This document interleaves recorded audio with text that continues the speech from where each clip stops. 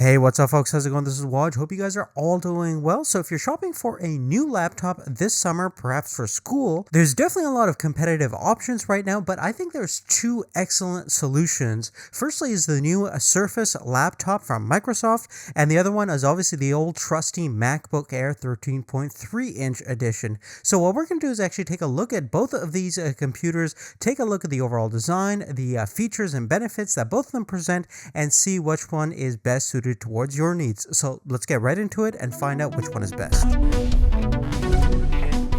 Now, firstly, in terms of design and form factor, the Surface laptop is a little bit smaller in terms of overall footprint, not by a huge margin. They're both going to generally take up the same amount of space in your bag. In terms of actual thickness, the Air tapers from 3mm to 17mm versus the Surface laptop is 14mm throughout the entire body. And when it comes to weight, again, there's not a huge difference, but the Surface laptop is a little bit lighter, measuring around 1.25 kilograms versus 1.35 kilograms on the Air. Now, in terms of build quality, both machines are made out of a really high quality aluminum grade construction, but there's a level of customization when it comes to the cosmetic angle of things that Microsoft gives you a little bit more options. You have several varieties and color combinations that you can custom configure your Surface laptop, so that way it kind of fits your styles and individual taste. Internally, you're going to see that the Surface laptop is actually lined with Alcantara, which definitely feels pretty unique. This material is typically found in high-end luxury sports cars and things like that. So this fabric is actually pretty soft, durable, and you can easily kind of wipe things down if it gets a little bit dirty, but it should provide you a nice comfortable basis for typing and using the trackpad. And that being said, the keyboard and trackpad combination on the Microsoft computer is pretty much on par with the experience that you're going to get on the Air. So there's really no advantage or disadvantage that any of the laptops present based on my experience when using the keyboard and trackpad. So you have plenty of key type spacing. It's a standard kind of chiclet style keyboard on both platforms, and they both have backlight, so you could use it in pretty much any lighting condition. Now, in terms of physical ports and connectivity options, the Surface laptop is a little bit more limited. You have a single USB 3.0 connection, a headphone jack, and a mini DisplayPort output. Now, on the Air, you have two USB 3.0 connections, a Thunderbolt 2 connection, and a full-size SD card slot, which is definitely handy, as well as the 3.5mm headphone jack. So a little bit more connectivity options on the Air, which is interesting to note. Now, even though we're huge fans of the MacBook Air, especially when it comes to battery life, one of the biggest issues with buying one currently right now is that the design and overall feature set is actually quite outdated. They haven't upgraded the Air line for several years, and one of the biggest problems I have with it is certainly the display. Now, it's nice and large. 13.3 inch is a great overall compact size, but it's still a TN panel, and although it has LED backlighting, which makes it fairly decent to view at straight on. If you do have a couple of people with you, though, what you're going to typically find is they're going to find huge shifts in terms of color and brightness when you're looking at the display at different oblique angles. And the resolution is not that great, 1440 by 900. And when you take a look at the display on the Surface laptop, you're going to find a huge difference. 13.5-inch display. It is using the Pixel Sense technology, so the same technology you're going to find in many of the Surface line PCs from Microsoft. So it is touchscreen based, and it's also smart touchscreen where it can actually analyze what's being interacted with the display, which is pretty cool. But in terms of resolution, you're looking at 2256 by 1504, and in terms of color rendition and viewability, it completely blows the display on the Air out of the water. So a really great overall experience, and plus you have the convenience of the touchscreen form factor as well, which is really nice. It is also using Corning Gorilla Glass, so everything has kind of a nice sheen to it. It can be a little bit reflective at times, but in most cases it's not going to be a huge deal. Now we have the most economical configurations of both systems being compared over here. So on the Surface side, we're using the Intel Core i5-7200U. It's clocked in around 2.5 gigahertz. It is a dual core processor like the one that we find similar in the Air. We have 4 gigabytes of DDR4 memory over here and integrated HD 620 graphics. Now you can obviously configure with more RAM and a better CPU and integrated GPU combination on both PCs, but again, we're just comparing the baseline configuration. Now we actually have the 2015 version of the Air, so it comes with a Core i5-5250U dual core processor, which is clocked in about 1.6 gigahertz, and we do also have 8 gigabytes of DDR3 memory configured over here, as well as internal PCI Express SSD based memory, which is going to give us kind of an edge up when it comes to read and write performance, as you'll see from the benchmark results. Now, taking a look at the actual benchmark results, when it comes to pure CPU performance, the Microsoft Surface laptop is definitely presenting a pretty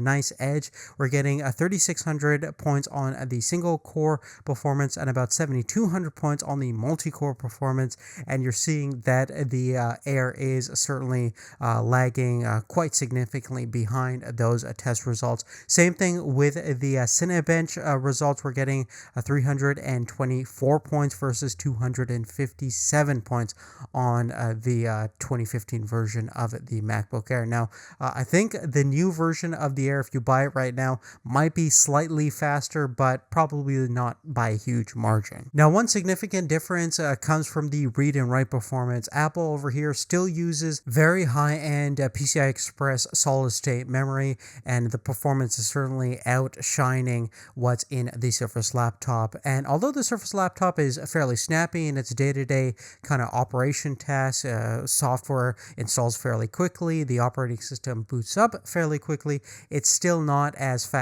and as fluid as the experience you're going to find on the Air, as these numbers are demonstrating over here. Now, lastly, even though these machines are not made for gaming and they're not going to give you any really great graphical capabilities, they're both using integrated CPU-based graphics anyways, we just want to see how they kind of compare against each other. So I fired up Heaven benchmarked at 720p, high overall details. We got slightly high average frames per second on the Surface laptop, about 22.4 versus 20.9 average frames per second on the Air. Not a huge difference between both of them. And again, you're not going to be doing any kind of hardcore gaming on these machines, but if you want to see how they compare in terms of the GPU performance, here you go, right over here.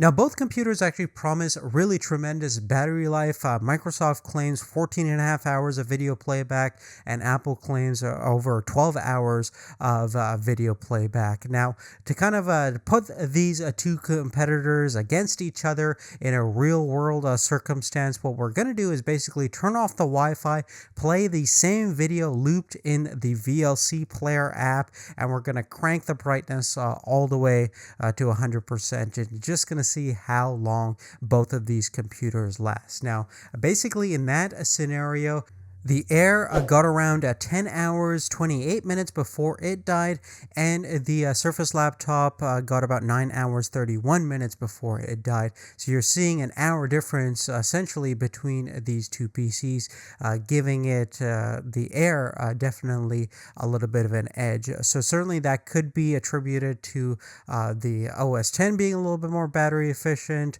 or perhaps we have a larger battery on the Air itself. But generally speaking, I think most people are definitely going to get a slight performance battery increase when using the Air compared to the Surface, but the Surface is still doing a tremendously good job, especially for a Windows-based PC.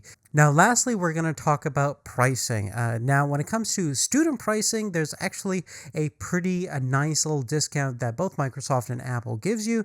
Essentially, the Surface laptop regular price is just around $999 $899 versus if you're a student, you can get it for $100 cheaper, $899. And on the Apple side, the pricing from the stock version is fairly similar, just under $1,000. But if you're a student, you do get it for $849. So a little bit of a nice little discount if you're a student when it comes to the Apple side. But generally, you're seeing that the price is pretty much kind of on par with each other. If you're a student, you can get the Air for a little bit cheaper. The benefits of the Surface laptop, if you just want to quickly recap, is the design is just a little bit more compact. It's a little bit more lighter weight, gives you a little bit more color options in terms of the aesthetic. Certainly has the better display, faster CPU specifications for sure. And when it comes to the benefits on the MacBook Air, you do have a little bit more connectivity options with the extra USB connection as well as the SD card slot. And you definitely have the better battery life as well as the faster read and write performance. But besides that, it's obviously going to fluctuate depending upon whether you're comfortable with using Windows or Mac OS X. So a lot of your personal preferences will certainly be a big deciding factor on which PC is best. But hopefully this video gave you some sort of direction to go to. Both PCs are excellent value for the money and would be an excellent choice regardless. But hopefully this video helped you out. If it did, give us a thumbs up. Big thanks to you guys for watching this video and supporting our channel. If you haven't done so, make sure you're subscribed for more videos and comparisons like this. But other than that, thanks again for watching, and we'll see you later. Take care.